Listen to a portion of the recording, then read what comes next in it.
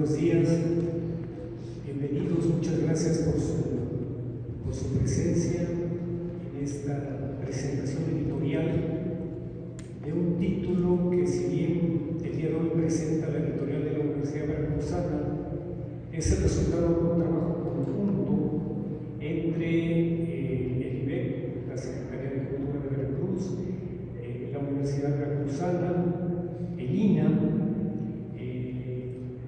el Museo de Historia de Mendoza, de Ciudad de Mendoza, Veracruz, la librería Malavento.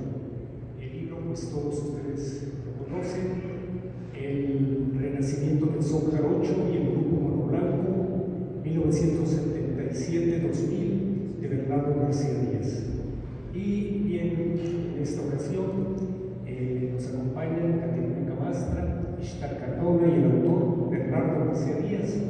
Y tiene la palabra en primera instancia Caterina Camastra, que nació en 1976 en Brescia, Italia. Ella es diplomada en traducción por la Escuela Superior de Idiomas Modernos para Intérpretes y Traductores de la Universidad de Bolonia, Italia. Licenciada en Idiomas por la Universidad de Westminster, en Londres, Reino Unido. Maestra en Literatura Mexicana por la Universidad Veracruzana. Doctora en Letras por la UNAM, con estancias postdoctorales en la Universidad de Turín y en el Colegio de Michoacán. Sus principales intereses de investigación son el teatro en México en el siglo XVIII, la literatura tradicional y popular en el mundo hispánico, la traducción y la literatura comparada, las relaciones entre la cultura hispánica y la árabe andalusí. Es traductora al italiano de narrativa mexicana contemporánea. Entre otros autores ha traducido a Hugo Iriar, a Verónica Bonilla, a Alberto Chima, a Alberto Luis Sánchez y a Sergio Galindo. Es autora del libro Con la costilla del guapo y la sangre de un valiente, publicado por la UNAM en el 2021, así como de varios artículos en revistas internacionales y capítulos en libros colectivos. Es autora asimismo de 2 libros para niños, Aniles y Lazariles, Los animales en el son jarocho y Fiestas del agua, sones y leyendas de Tixla, ambos títulos publicados por la editorial El Araujo y ganadores de diversos premios. Es investigadora de la Unidad de Investigación sobre Representaciones Culturales y Sociales, perteneciente a la UNAM, y colabora como docente en la Escuela Nacional de Estudios Superiores de la misma Casa de Estudios en el campus Morelia. Caterina, muchas gracias. Hola, buenos días. Muchísimas gracias a Agustín, a la editorial de la Universidad Veracruzana por la invitación, a Bernardo por haberme pedido que participe en esta presentación.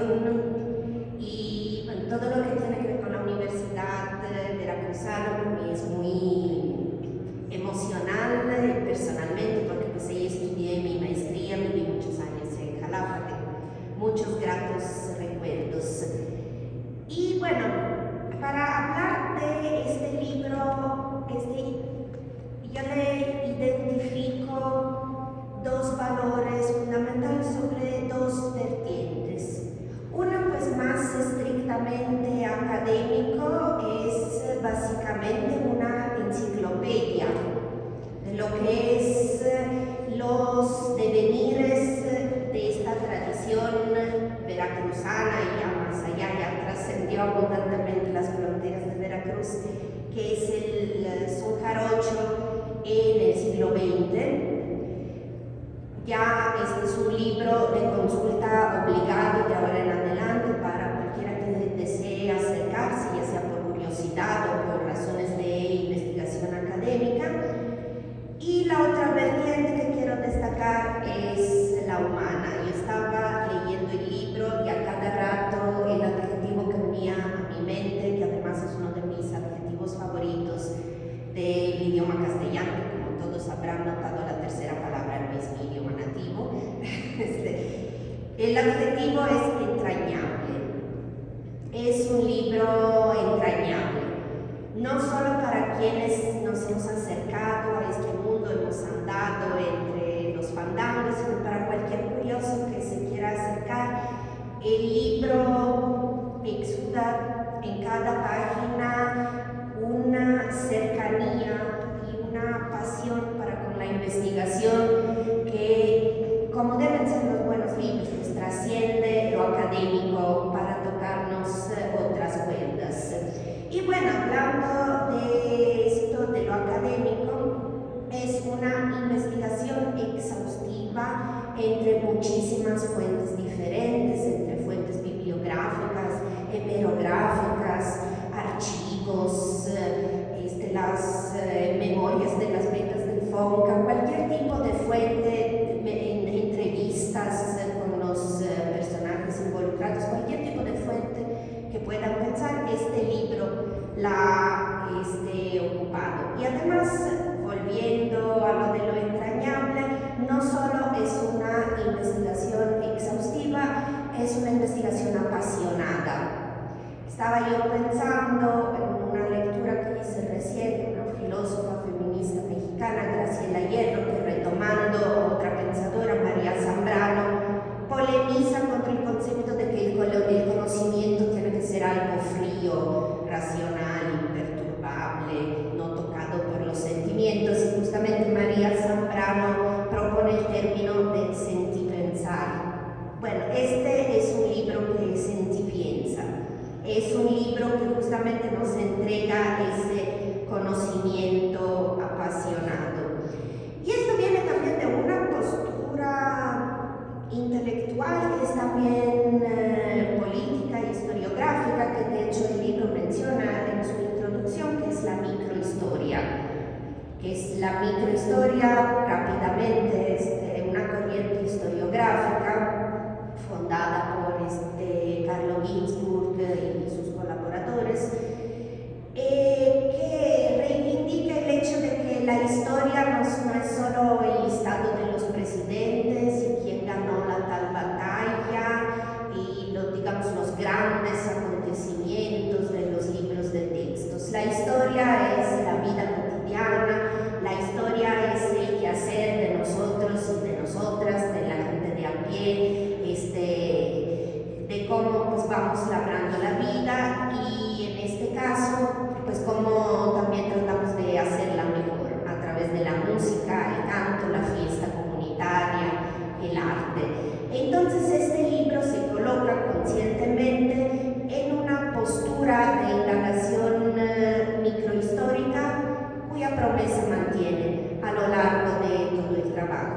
Porque además hay un matiz más, no solo es un ejercicio de microhistoria, es también un ejercicio de otro noble arte, que es la crónica. Ese es un libro escrito en medias res, en medio de los acontecimientos. El son jarocho está vivito y coleando. Muchísimos de los personajes que aparecen en este libro están vivos y en óptima salud, y creando y cantando y tocando, etc. Y es entonces un libro de historia, pero dice escrito mientras la historia está en devenir.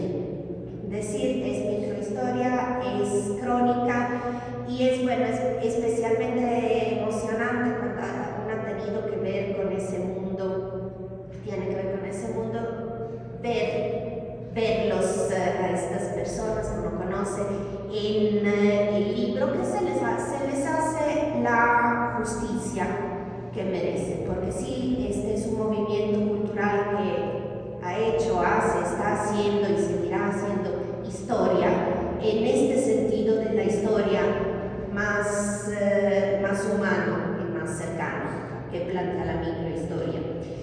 Y otra de sus virtudes destacables, para mi punto de vista, es la preocupación constante por entrelazar lo artístico con lo socioeconómico, con lo psicosocial y hasta con lo ecológico. Y muchas veces surge la preocupación por la biodiversidad en peligro de Veracruz, misma biodiversidad que va íntimamente entrelazada con el mundo simbólico de los sones, con todos los pájaros que cantan en los sones, todos los animales que aparecen, desde los reptiles también. Por ahí aparece hasta un pájaro extinto, como el coco. Y justamente nos hace notar que la pérdida de la biodiversidad es también una pérdida cultural. Entonces la preocupación por la cultura tiene que ser una preocupación ecológica por todos los aspectos de la vida, ecológica en sentido muy amplio, incluyéndonos a nosotros, los seres humanos, que somos un agente de destrucción, pero no tiene que ser así. Desde el ejercicio de la conciencia pues podemos volvernos otra cosa. Y también destaca el libro la importancia de tener unas políticas culturales, unas instituciones, unos programas que sean sensibles, hablando pues del enlace entre lo artístico y lo socioeconómico. Pues los artistas necesitan de tener unos apoyos para poder ejercer su arte de forma digna, porque el arte es también un oficio y no es nada deshonroso comer y vivir del arte. Y este libro pues pone mucha atención también en hacer el recuento de porque no todo es malo, hablando de políticas, normalmente hablan de eso para criticar, pero también pues hay que ver lo que sí se hizo bien. El papel muy destacable, por ejemplo, de una institución cultural como Radio Educación en el renacimiento de los encuentros de Son Jarocho en Tlacotalpan, algunos periodos afortunados del IVEC, el Instituto Veracruzano de Cultura, que tuvo un papel muy grande en el renacimiento del son en Veracruz. Sobre todo, por ejemplo, se destaca en el libro la dirección de un personaje tan destacado como Hilda Rodríguez Prampolini, que fue la primera que desde el IVEC se dio cuenta de lo importante que era sostener este movimiento cultural. Y bueno, otra de las cosas que quisiera destacar del libro son sus fotos. Esas fotos son un tesoro y vuelvo a lo de entrañable, por lo que nos muestran de los rinconcitos de Veracruz en su faceta más íntima. También vemos patios, hay una donde está el patio de un laudero con el banco de laudería y Gilberto jovencito, ahí viene Gilberto Gutiérrez, el director de Mono Blanco, que lamento que no esté aquí, y así vemos en estas fotos estos rincones como las escuelas donde se daban los talleres de los primeros campamentos de son jarocho promovidos por Mono Blanco en sus inicios, y todos estos, no solo rostros y cuerpos y atuendos y personas, sino lugares, elementos arquitectónicos, elementos de la naturaleza, muchas veces lugares extremadamente sencillos, y en esa sencillez otra vez reside lo entrañable. Y bueno, estoy hablando de Veracruz, pero no es solo Veracruz, el libro abarca muchísima más geografía, porque de por sí, tan solo si uno quisiera referirse a las geografías del son jarocho, podríamos dar un monográfico. Y entre todas estas geografías entrelazadas por este movimiento cultural cuyo empuje trasciende su tierra de origen, me parece muy interesante y muy acertadamente captada en el libro la peculiar dinámica de ida y vuelta y múltiples regresos y viajes de búsqueda y reconstrucción, desde personal hasta comunitaria, entre la Ciudad de México, donde ahora estamos sentados aquí en este salón que un poco me impone, y Veracruz. Mono Blanco surge en ese momento cultural tan específico que fueron los años 70, con su interés en general por la música folclórica latinoamericana, y paradójicamente Mono Blanco viene antes de ser Mono Blanco. Gilberto Gutiérrez, Juan Pascua, Arcadio Hidalgo, vienen a la Ciudad de México a voltear a ver sus raíces, a redescubrir sus raíces, y desde la Ciudad de México, motivados por ese interés hacia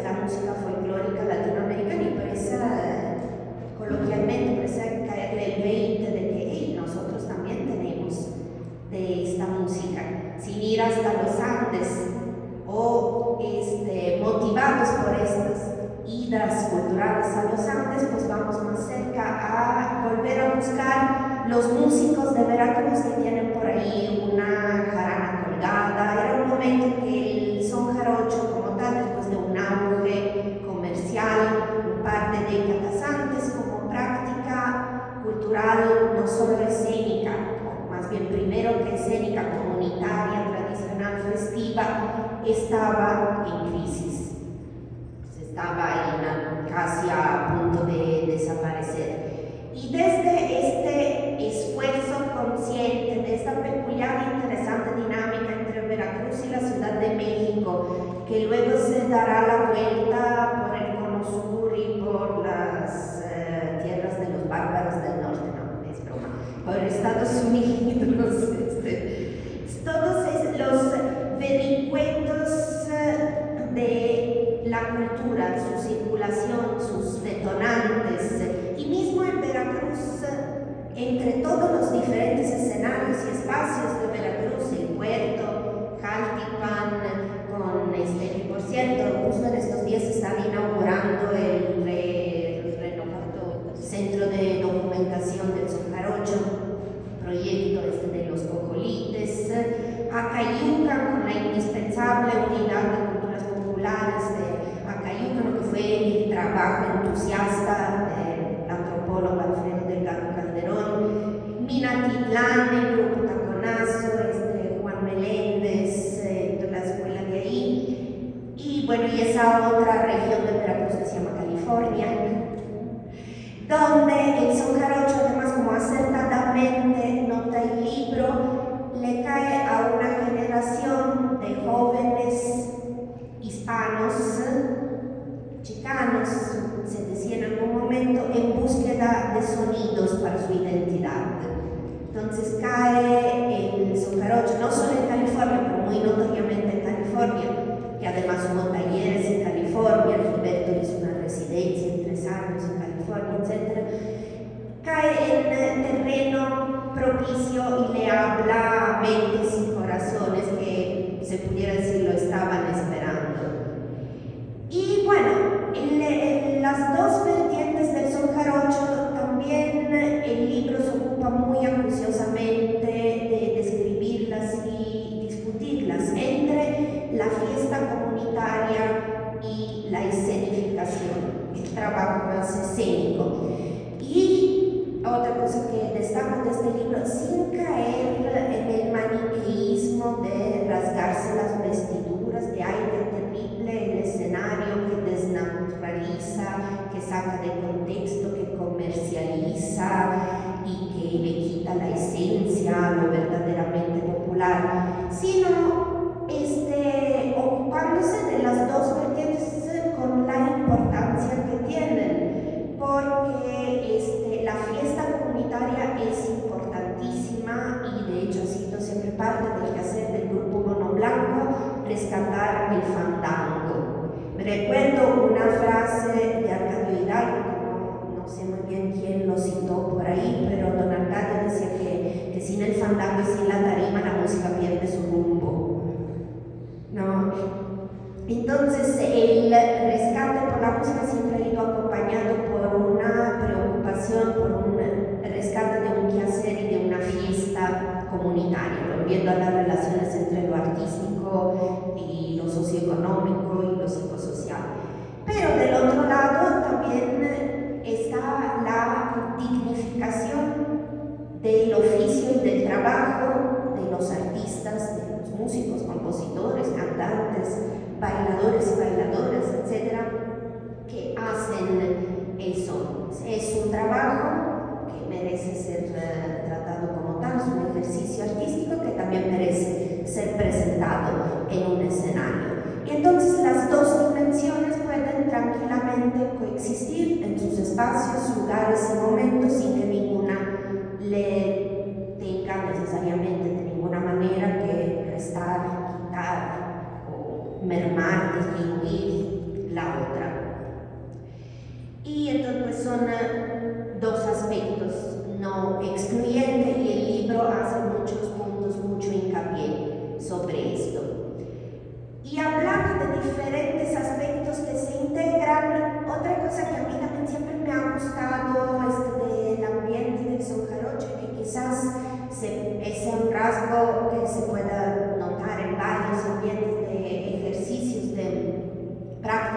saberes tradicionales es la convivencia intergeneracional. Y volvemos a lo entrañable. Entre los viejos y la muchachada, y aquí pongo comillas, estoy citando como se le dice en el libro y como se le dice en el movimiento jaranero. Y quiero aquí permitirme leer un pedacito porque me parece interesantísimo el diálogo mayéutico que se crea entre la recuperación y la creación, entre el rescate y las nuevas propuestas. Mayéutico, como hacía el método propuesto por Sócrates, de que hacer preguntas a los alumnos para que solos llegaran al conocimiento. Y es una especie de diálogo mayéutico el que aquí Bernardo nos está describiendo. Voy a leer un pedacito. Habla de esta labor de rescate porque no es solo registro, es un rescate creativo. La clave estribaba en encontrar a los soneros veteranos y no únicamente registrarlos con su sencilla grabadora, una Panasonic de Fayuca. Se trataba de oírlos tocar, ver sus manos, intentar descifrar las diferentes técnicas de ejecución que habían desarrollado y escuchar en vivo sus cantos arcanos y así ir ampliando su universo sonoro jarocho, hasta entonces limitado. El proceso era laborioso, pues naturalmente a veces la memoria de los viejos fallaba y no se acordaban de todo el número. Así decían, pues yo sé un son que se llama tal y va más o menos así, y ya no me acuerdo bien. Lo anterior llevaba a reconstruir el son, a darle una estructura lógica porque ya no se entendía muy bien del todo. Esto ocurrió con el valedor y el jamotal, sones caídos en desuso que se pusieron otra vez en circulación con la ayuda invaluable de los músicos campesinos.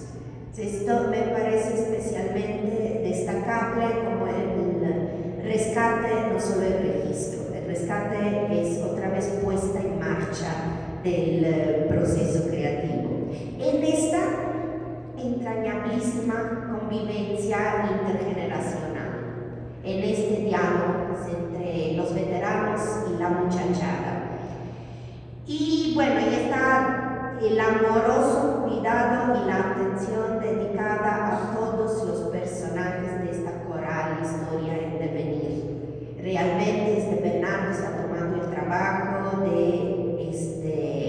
darle su lugar a todos los músicos y las músicas que han participado, no solo en el proyecto de Mono Blanco, sino en toda la galaxia de proyectos y grupos que detonaron a su alrededor, porque es esto, Mono Blanco fue un detonante de este proceso histórico y cultural.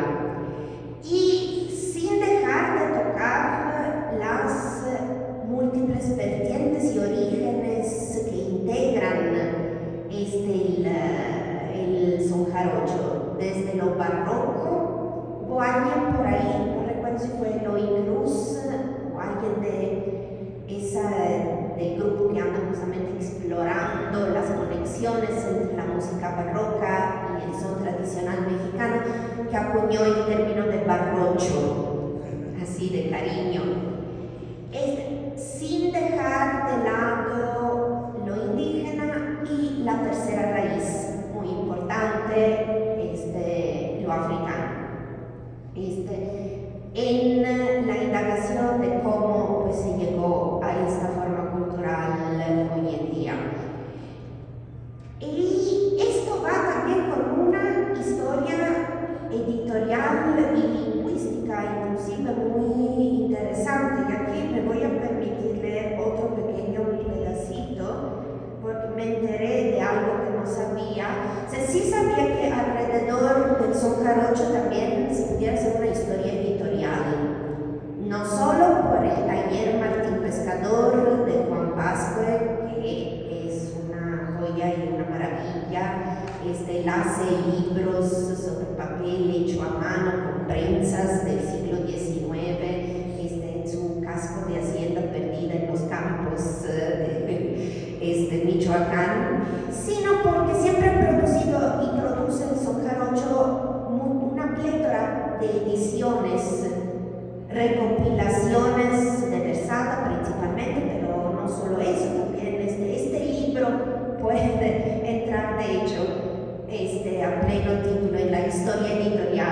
del son jarocho. Y resulta que en estos primeros campamentos de son jarocho, esta es una de esas fotos entrañables que no van a ver desde allá, pero compren el libro para que la vean, en la página 200, donde pueden ver el gran estilo de Gilberto Gutiérrez dando talleres, bueno, no insistiré más. En fin, se hicieron ediciones bilingües o trilingües de versada en español, en náhuatl y en popoluca. Y algo que me parece también especialmente destacable y entrañable otra vez es que en estos campamentos, cuenta Bernardo, se llegaron a hablar 4 idiomas: el náhuatl, el popoluca, el castellano y el inglés, porque empezó a llegar la muchachada chicana de California a los campamentos del sur de Veracruz. E inclusive me dice aquí que hubo un cancionero sobre popoluca, memoria del taller de son bilingüe, que yo no he visto y quiero ver, porque entre otras cosas yo soy lingüista y traductora y estas cosas me fascinan.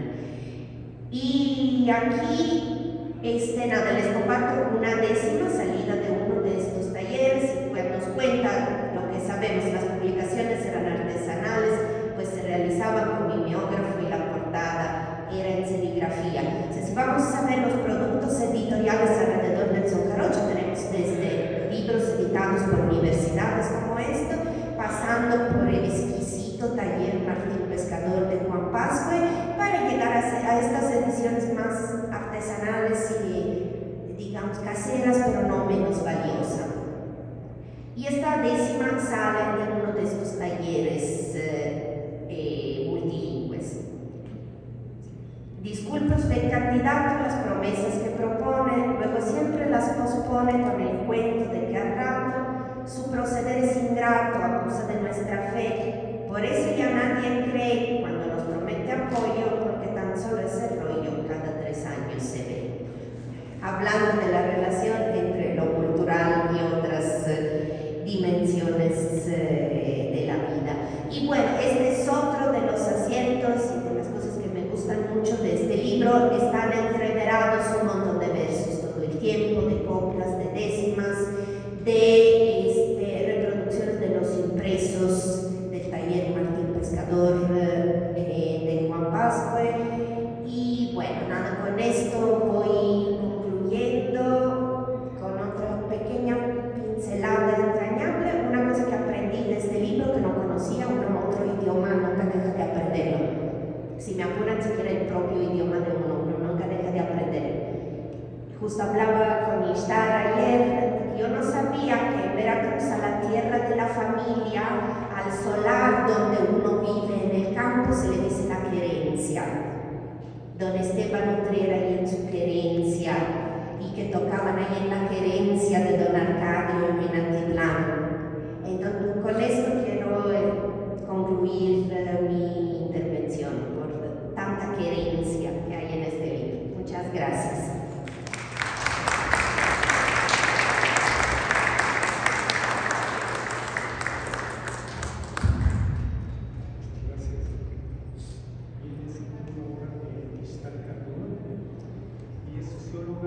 Por la Facultad de Ciencias Políticas y Sociales de la UNAM.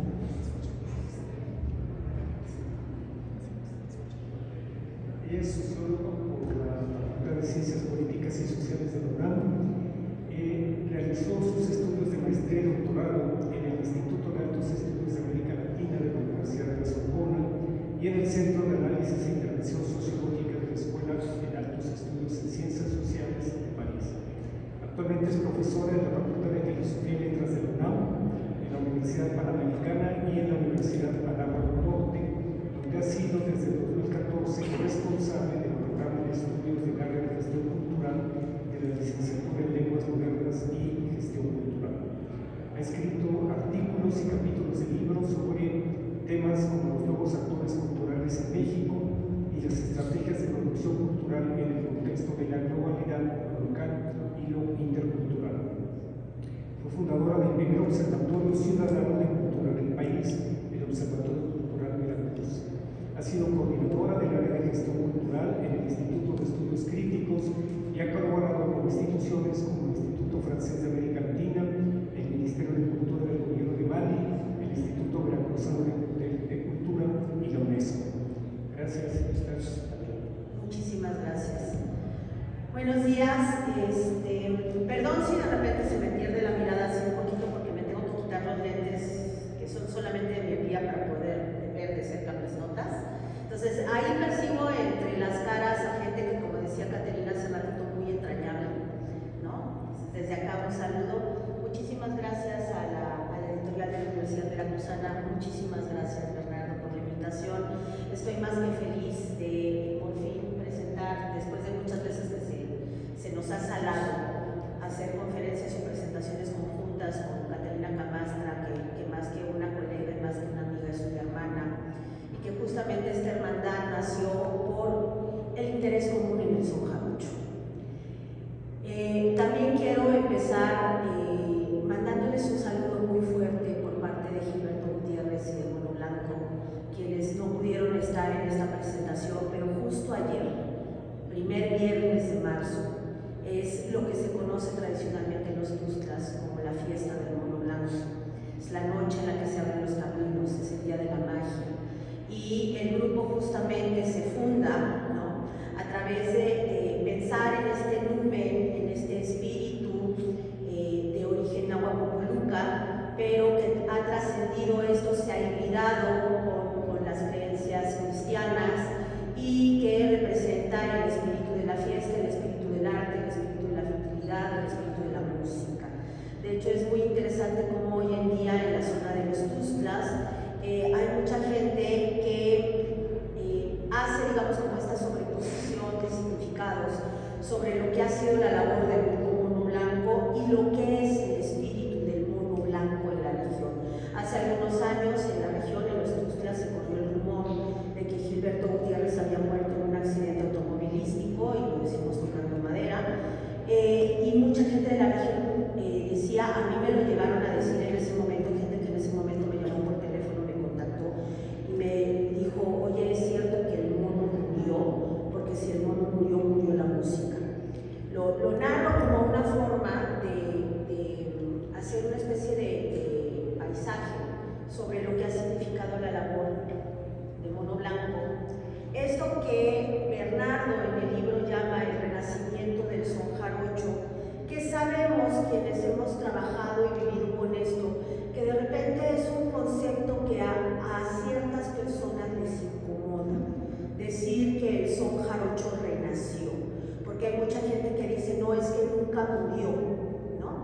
Aquí sí tenemos que ser un poquito, digamos, como más delicados, ¿no?, y más también acuciosos con respecto a lo que pasa en los procesos sociales de reactivación de ciertas músicas tradicionales y de ciertas memorias colectivas.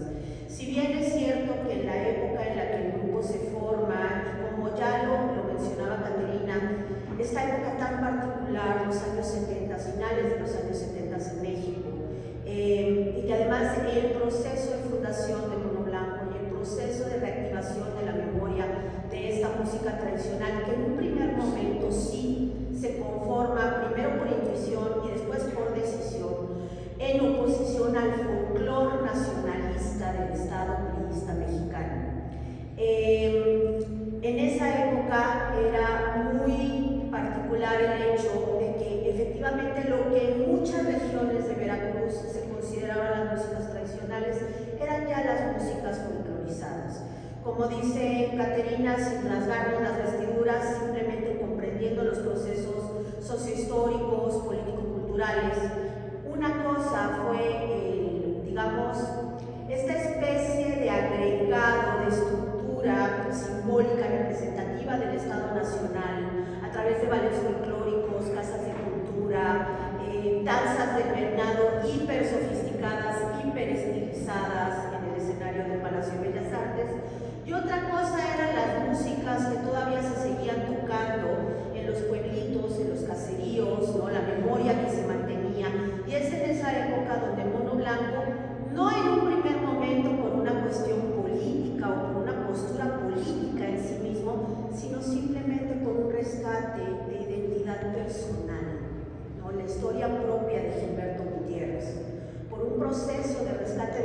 propia vida, ¿no? Y habiéndose trasladado a la Ciudad de México también por cuestiones económicas, es en ese momento, finales de los 70, donde se voltea a ver la propia raíz, como decía Caterina hace un momento. Se encuentran vínculos internos con la memoria y con la identidad, pero también se empieza a construir una forma de ver el mundo que da sentido con respecto a ese periodo particular de la vida política, cultural, social, económica mexicana. Un momento en el que en la Ciudad de México eran florecientes las peñas folclóricas, ¿no? Se escuchaba trova cubana. Y de repente estos músicos que vienen de los caseríos de Veracruz, donde todavía recuerdan que de vez en cuando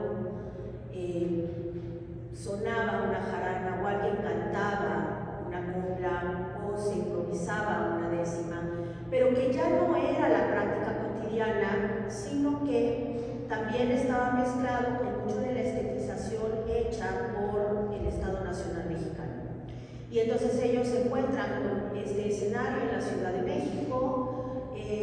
A mí en algún momento en alguna entrevista Gilberto me dijo que íbamos a hacer tocando el Cóndor Pasa y tocando charangos andinos, cuando nosotros teníamos colgadas en casas jaranas que se estaban pudriendo.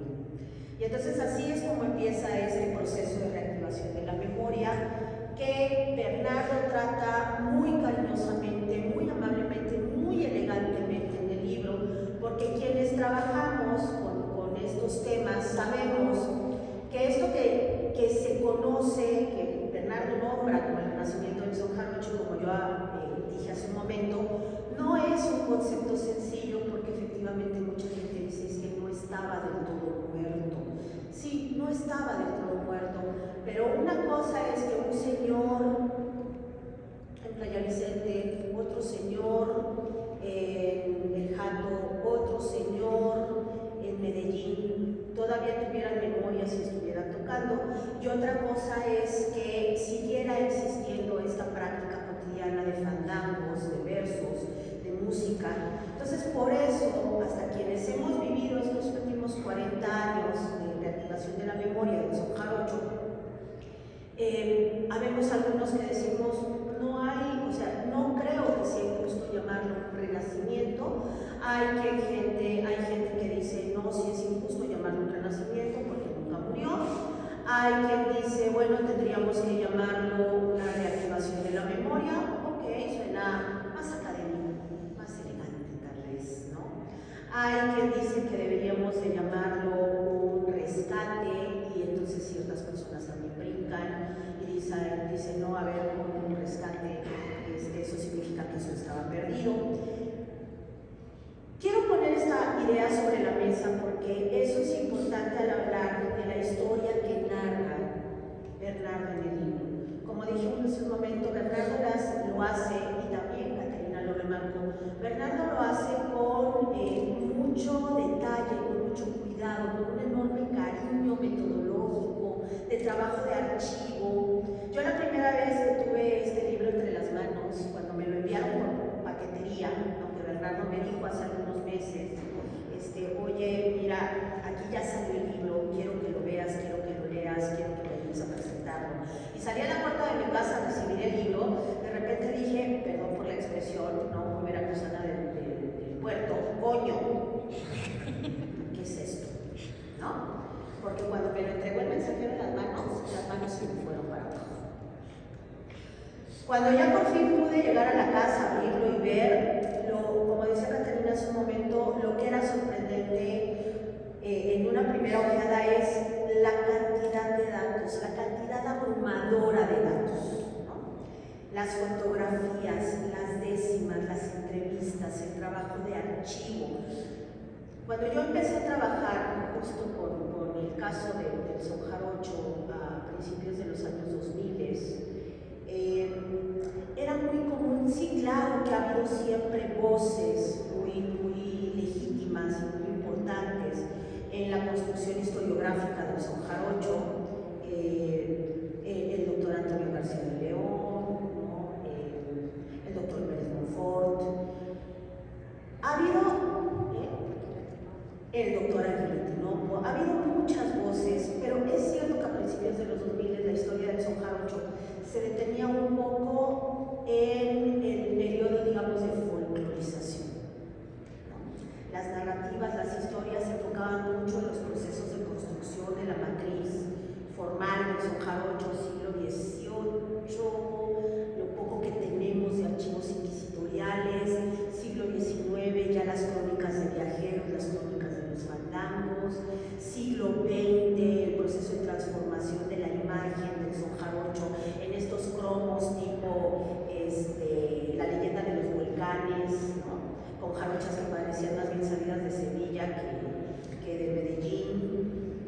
Pero las historias del son jarocho se detenían ahí. A mí y a otras personas de mi generación nos tocó un poco ir abriendo esa historiografía, pero no tanto desde la historia como lo hace Bernardo, sino más bien desde los estudios sociológicos o antropológicos.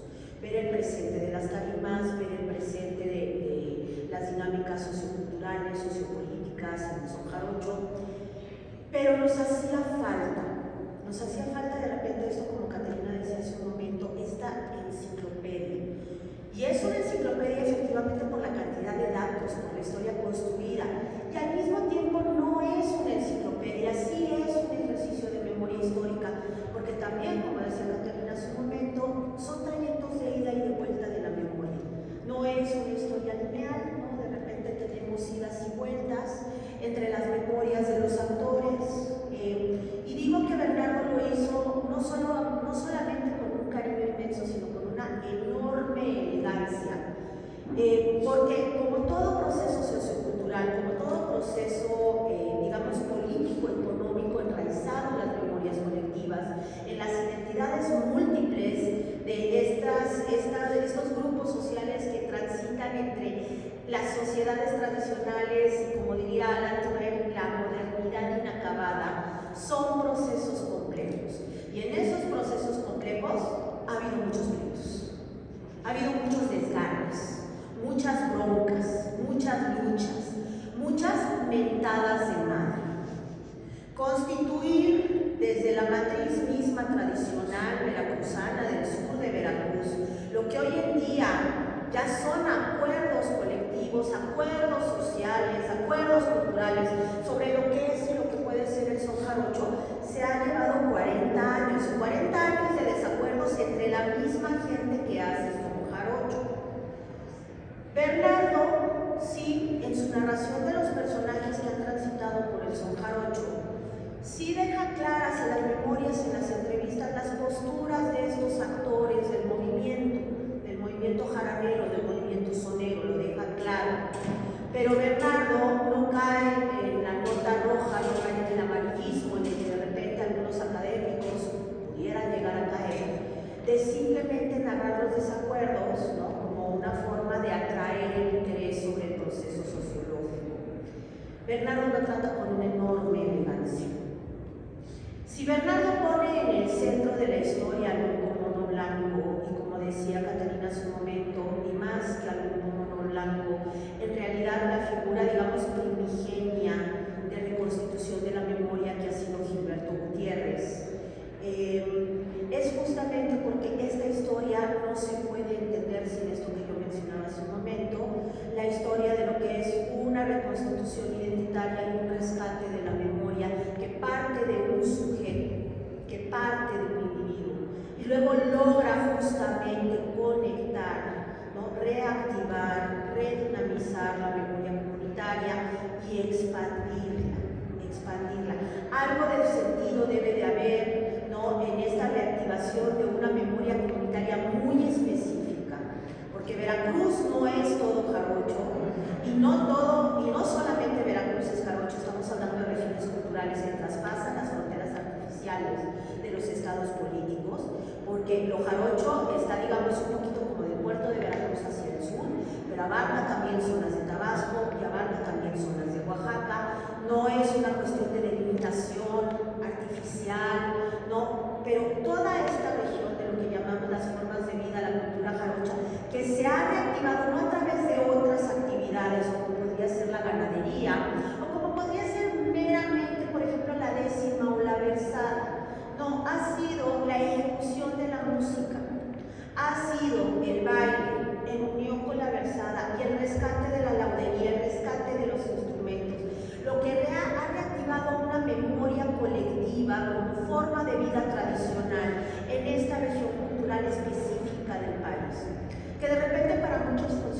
escenarios culturales hoy en día en México parece ser un modelo. Yo he estado en reuniones donde he escuchado a funcionarios culturales decir, tenemos que decirle a los jarochos, tenemos que decirle a la gente de las otras músicas tradicionales del país, tenemos que decirles cómo le hicieron los jarochos para que ellos imiten el modelo.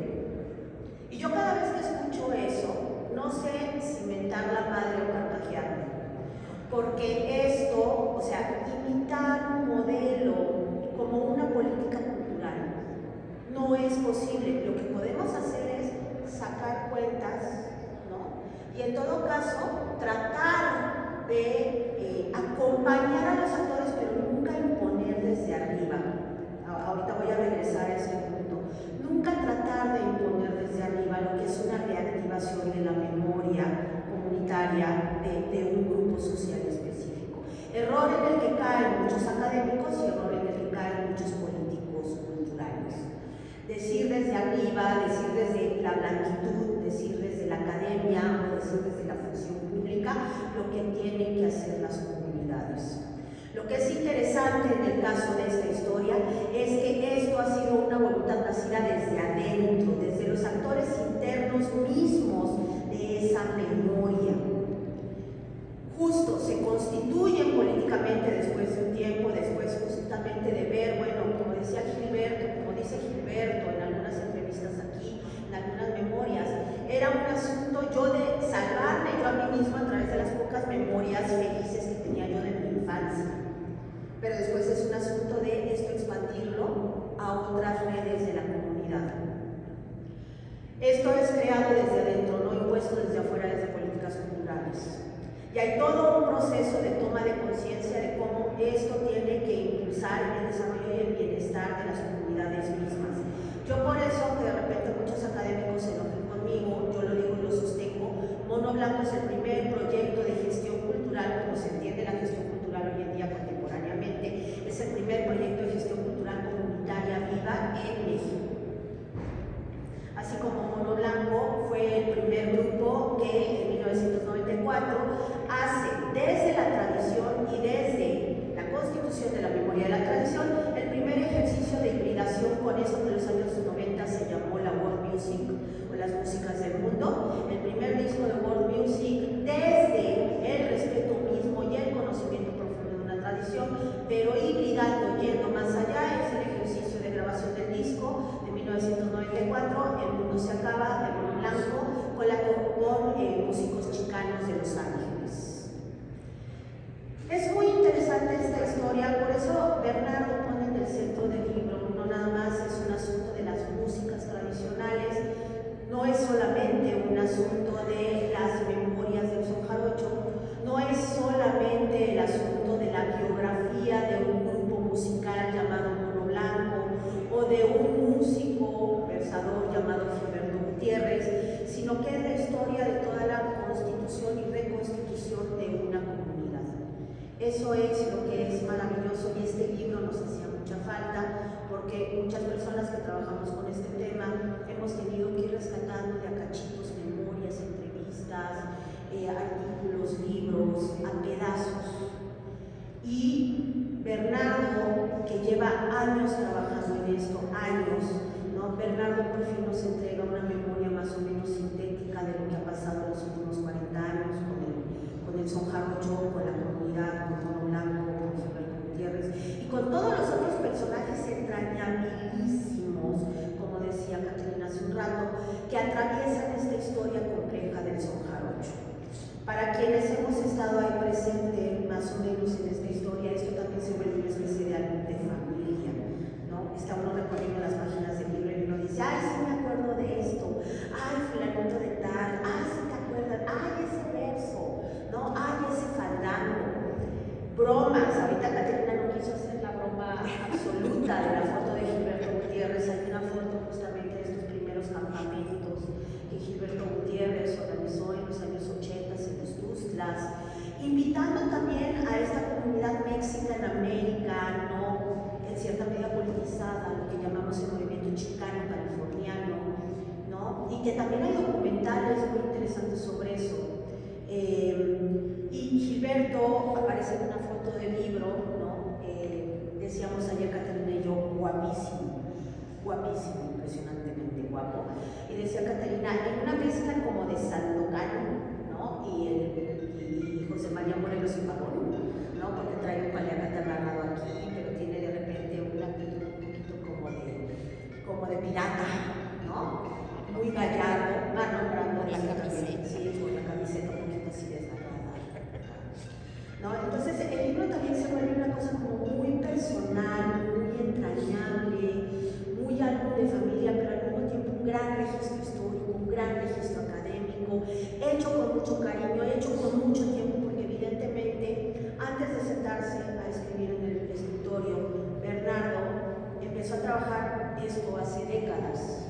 Se nota que este es un trabajo de décadas, porque hay memorias y hay mapeos y geografías en la memoria de Bernardo de hace décadas que le permitieron justamente sentarse un día, hace algunos meses, años, a empezar a construir esto a través del mapeo de su propia memoria y darnos este álbum, como decía Caterina, entrañabilísimo, complejo, académico, pero al mismo tiempo muy familiar, muy cercano, muy cálido, muy respetuoso, pero al mismo tiempo muy analítico, muy técnico. Este libro que nos hacía mucha falta a quienes sentimos, como Gilberto Gutiérrez, que nuestra vida es mejor y ha sido salvada por el son jarocho. Y yo con estas palabras termino. Muchas gracias, Bernardo.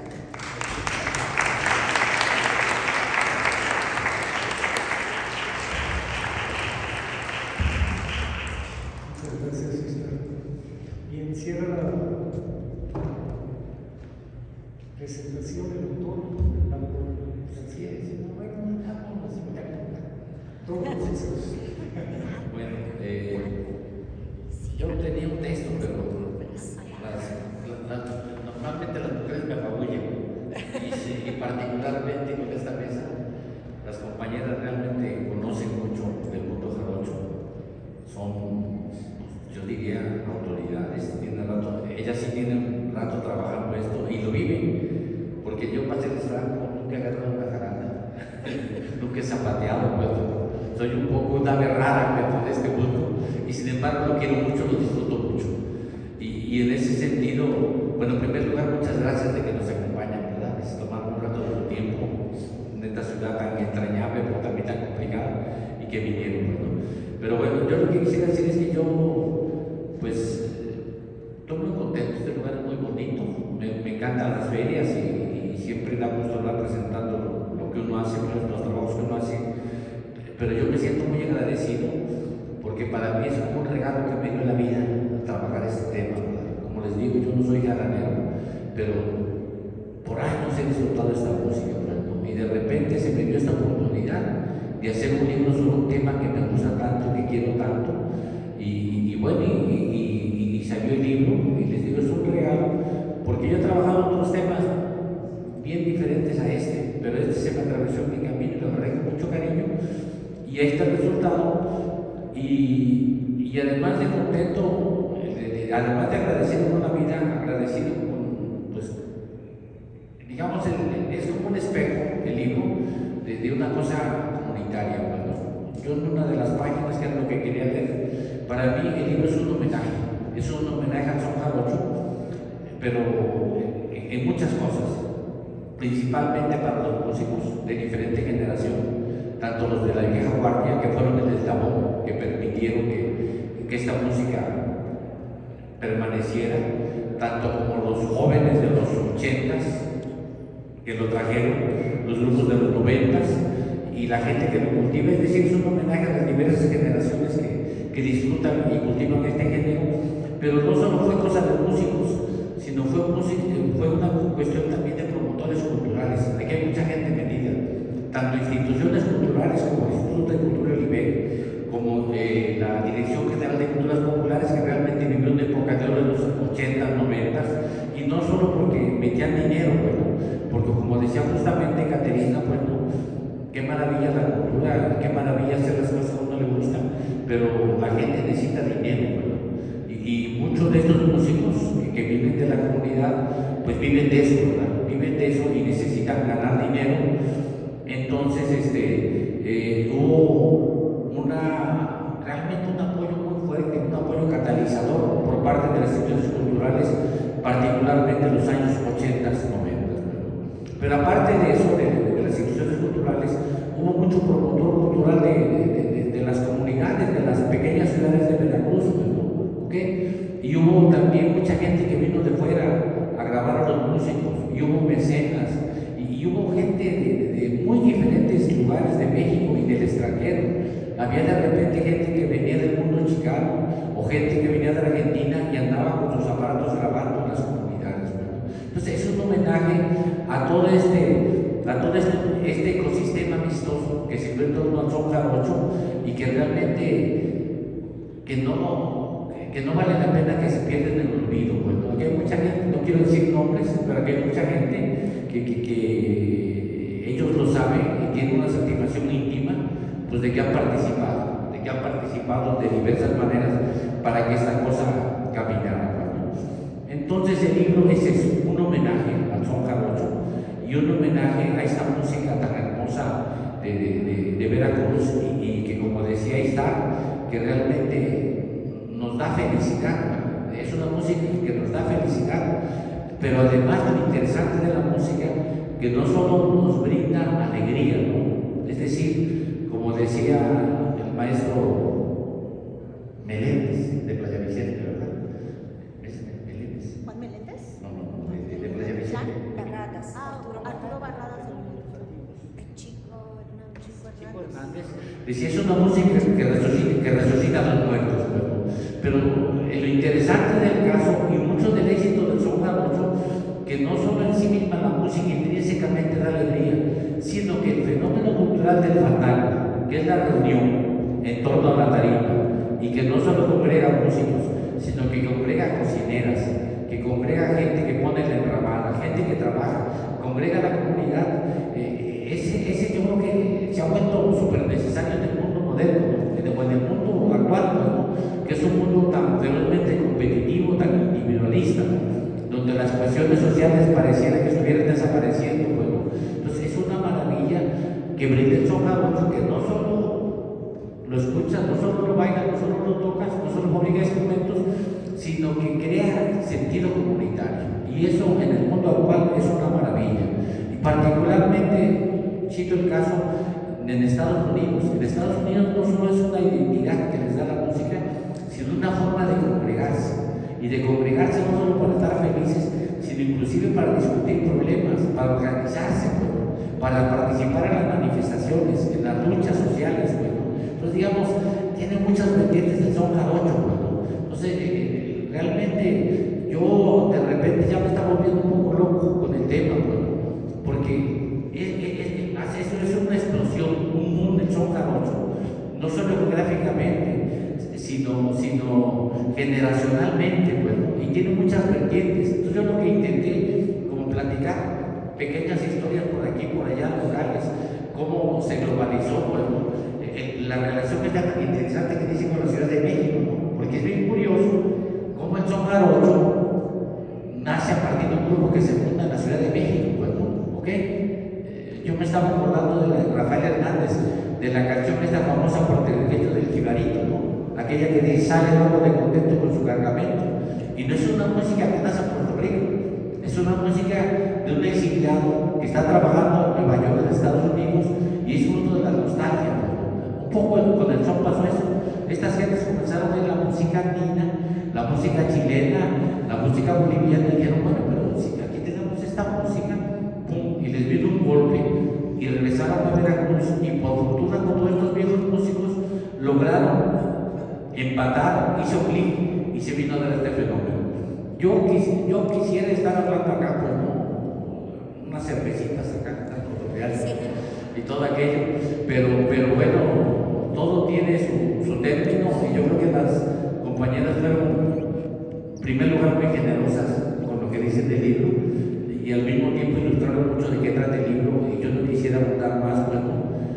Este libro, Caterina se queja de que pesa mucho, Es la caja que tiene que le duele la espalda de cargar el libro. Le digo, si supieras que yo que lo ando vendiendo, lo que pesa para mí, y yo ando cargando 3, 4 libros todo el tiempo. Pero es el primer volumen, prepárense para el año que entra. Porque es que es tan rico este fenómeno que yo tuve que cortarlo, tuve que meterle tijera. Tenía información, me faltaba mucha, pero ya tenía mucha información para hacer el segundo volumen. Pero dije, mejor, ahí lo dejamos porque realmente es un fenómeno muy importante, fascinante, ¿verdad? Que bueno, yo si consiguiera una beca así realmente buena, yo de aquí a fin de mis días me quedaría investigando ese tema, ¿no? Pero pues yo los invito porque los libros sin lectores no existen, ¿verdad?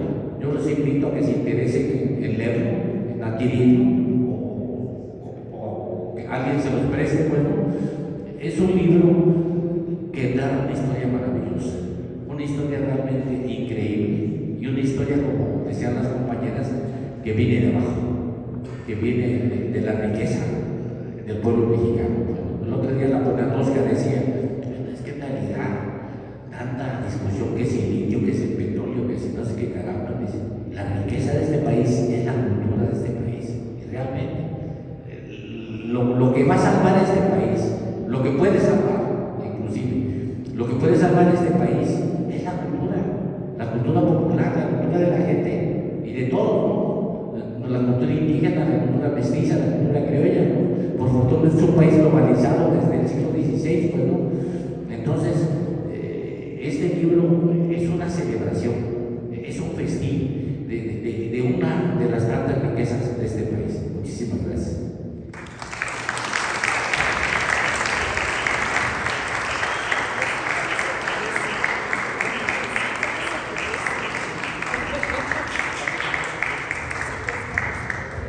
Perdónanos que te interrumpamos. Es que ahorita antes de empezar la presentación estábamos bromeando con el hecho de que pues Caterina es decimera y es repentista, es decir, es improvisadora. Entonces Bernardo le decía pues que se reventara una décima, ¿no? Y Caterina en un primer momento decía no había sueño bien. Pero finalmente en el tiempo en que estuvimos tirando todo este choro, a Caterina le dio tiempo de hacer una décima. Entonces, pues la va. Sí, no, el repentismo, hacerlo así en frío es muy complejo, así que no me atreví. Pero como hubo tiempito y así escuchando, entonces preparé una y se la voy a compartir, pues lo prometido es deuda, que no sea improvisada, pero dijera Alexis Díaz Pimienta, impropensada. Las cuerdas de las jaranas, las aves de Veracruz, el primer rayo de luz al filo de las mañanas, toda la historia que hilvanas como buen hombre de ciencias y de conciencias. Y bueno, ya no me tardo. Felicidades, Bernardo, por juntar tantas querencias.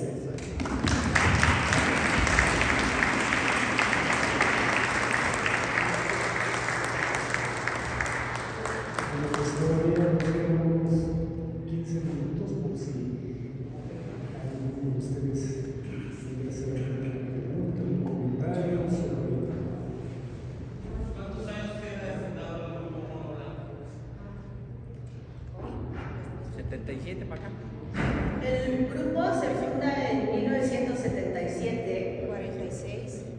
Va para 46 años. 45. Va para 46. Va para 46.